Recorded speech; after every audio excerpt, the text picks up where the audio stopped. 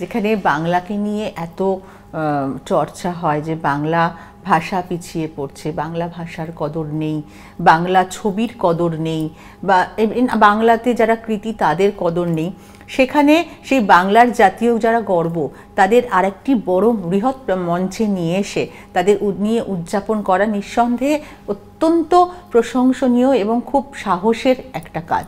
তো তুমিও নিজেও বাঙালি, তো তুমি যখন এই কথাগুলো শোনো বাংলা নিয়ে, যে বাংলা বলে তার কদর নেই, বাংলা গানের কদর নেই, তো তোমার ঠিক কেমন কি মনে হয়? আর কি মনে হয় যে কোন উদ্যোগটা নিলে আমার বাংলাকে আমি আরো এগিয়ে নিয়ে যেতে পারবো? নিশ্চয়ই এই বাংলা জাতীয় গর্ব তো একটা পদক্ষেপ, আর কি মনে হয় তোমার?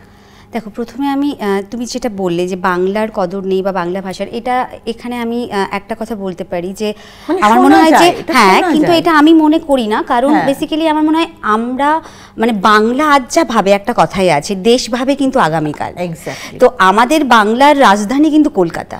তো কলকাতা আমার মনে হয় সংস্কৃতির দিক থেকে সবার আগে এগিয়ে, একদম এগিয়ে। কারণ আমার মনে হয় যে কলকাতার আমাদের যারা মানে কলকাতা বলবো না, পুরো বাংলার আমাদের যে কৃতি সন্তানরা, তারা কিন্তু শিল্প, সাহিত্য, সংস্কৃতির দিক থেকে একদম সবার এগিয়ে আছে। তো আমার মনে হয় বাংলার গুরুত্ব নেই, আমি বিশ্বের প্ল্যাটফর্মে রয়েছে সবার আগে কিন্তু বাংলা। বিখ্যাত মানুষরা তার মধ্যে অনেকেই বাঙালি, এটা আমাদের গর্বের বিষয়। একদমই।